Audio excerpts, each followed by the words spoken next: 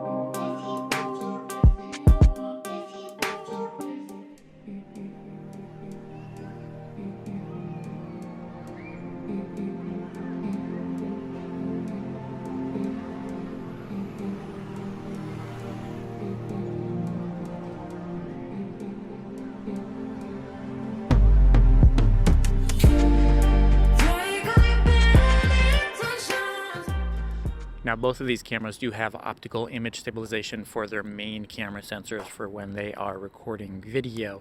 Unfortunately, they don't have that for the ultra-wide camera, so recording while in motion can cause a little bit of shaky hands when doing so with the ultra-wide cameras.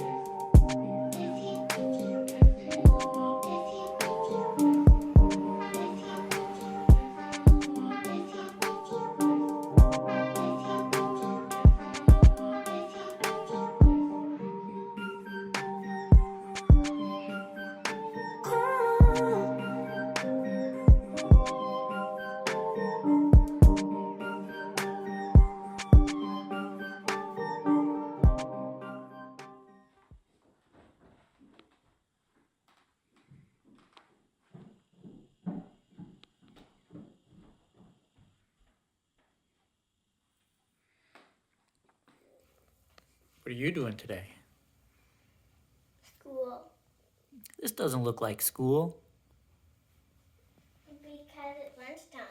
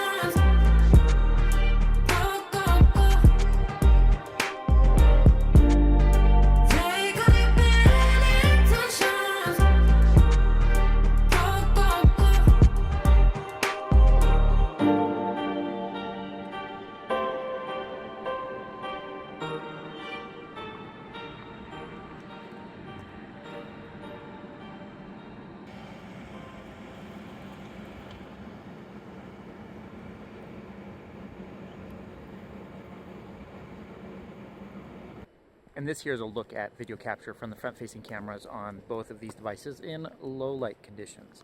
As you can see, the field of view is pretty much the same on both of these devices. Again, both of these are recording at 1080p 30 FPS, which is honestly quite low when compared to other flagship devices that are out this year.